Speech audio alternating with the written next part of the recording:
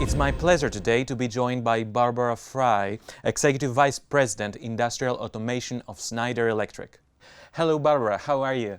Good, good. How does it feel to be here in Amsterdam at Aviva Pi World Conference? How does it feel? Can you give us a little bit of feedback from this event? You know, I just arrived this morning and I had the privilege to make a tour through the product booth, and it was really exciting. So it's for me always, I know of course the Aviva portfolio, but to hear it again, what is new, what has changed, what is the evolution, what are we going to do, it's really great. It's inspiring, it's energizing for me. Obviously, we have pretty much listened to so many inspiring, industry voices regarding sustainability and regarding, building resilience in these difficult times. What does Schneider Electric do with customers that want to embrace sustainability?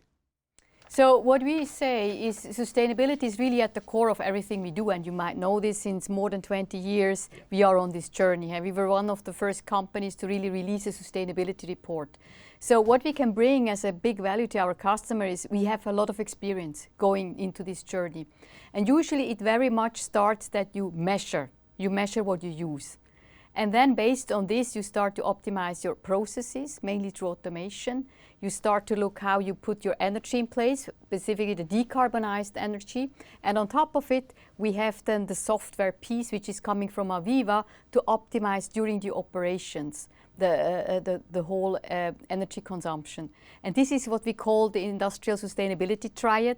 And I think at Schneider Electric, we are uniquely positioned because we are strong in energy management. We have an industrial automation part, which is also excellent in many areas, and then the software piece with Aviva. Mm-hmm.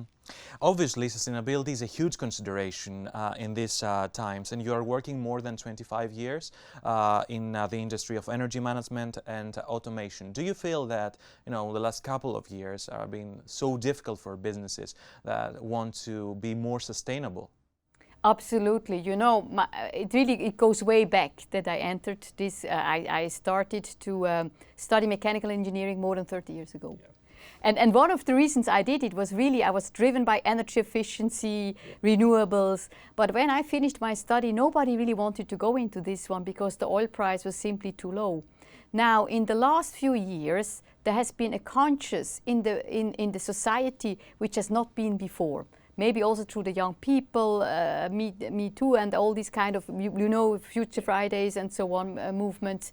Now, here it becomes now really a willingness, also driven by the investors. And this is really a new element since 3 to 4 years.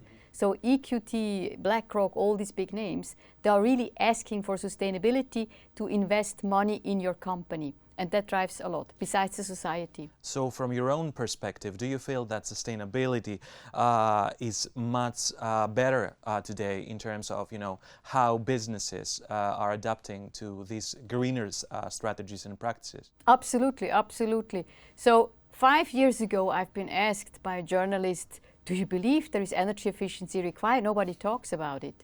And today this has changed. Still, we could talk even more about energy efficiency, because if we really want to make certain achievements until 2030, where many companies have put no clear objectives, energy efficiency will be one of the key levers to get there. Yes, there is other areas like hydrogen and so on, but this will take more time.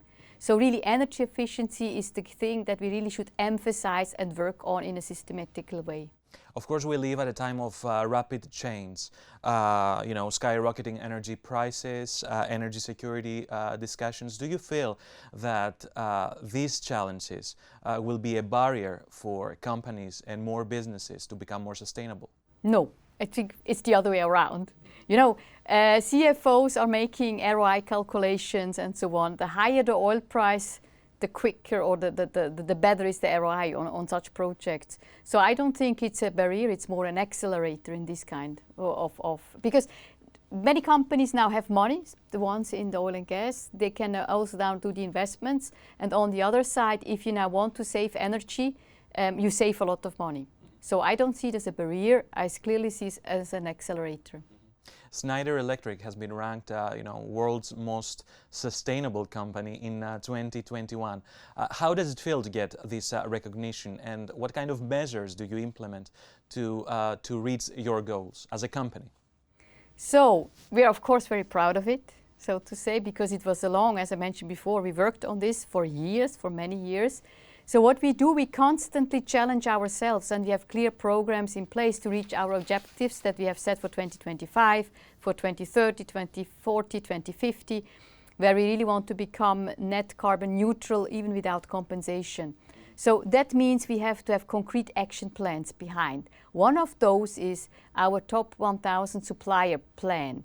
So we approach our suppliers, which are causing 70% of our CO2 emissions, and work together with them so that they can reduce their CO2 emissions by 50% in 2025. So that's a very concrete step that we are doing right now, because when you look at the overall emissions that we have at Schneider Electric, 80% is with our suppliers. So a very important point. Which is the biggest challenge that you face internally in terms of cutting emissions? You already mentioned the supply chain. Do you feel that this kind of part of the business part is the biggest challenge right now? That's the biggest challenge. And as you know, we also do sustainability consulting to customers. And usually the scope 3 is the big challenge in many areas. How do you go concretely about giving data value, and what's the role of data, in helping businesses become more sustainable? Look, data is the truth in that sense. We are saying usually, look, the way to sustainability is digitalization and electrification. Why digitalization? Digitalization gives you the transparency, what is going on, and that's the data. And then when you have the data, you can aggregate it, and then you can start the analytics, and then you can start to optimize. So without data, no optimization. In the last couple of years, energy industry is transitioning so fast. The pace has picked up the last couple of years. How do you see this right now? And what do you think is the biggest challenge in terms of the energy industry? Now you talk about oil and gas? Yes. Okay. I think the biggest challenge is really the pressure from the investors in that sense to become carbon neutral. And we see now a lot of good innovations going on with key customers, which are really now going to this new energy landscape. So how can I establish hubs where I produce hydrogen? On the other side, I also produce electricity with green energy. How do I optimize then this whole hub structure? So there is a lot of innovation now ongoing, which would have been 10 years ago not possible. Nobody really would have thought about it. But now it's really rolling, and it makes me very optimistic that also these companies are really embracing now this change. There are many countries that they have already set a target of reaching net zero by 2050. Are you optimistic? How optimistic you feel about the future of all these ambitious goals? I'm quite optimistic because, we were talking in 2015, there was this Paris agreement, and nobody really took it so serious to say, okay, what does this now mean? Now everybody takes it serious, and everybody now sees at least a challenge. It's very challenging. So we want to go from 20% electricity up to 60–80% electricity in the world. And this is a big step. But now we know what we're heading to. And then we can also make the steps accordingly. And will it be without any problems? Of course not. Will there be without any risk? Of course not. But at least we are now knowing what we're up to. Before, from my point of view, it was just words. Now we know how to act on it. Barbara, thank you very much for sharing these insights. Thank you very much.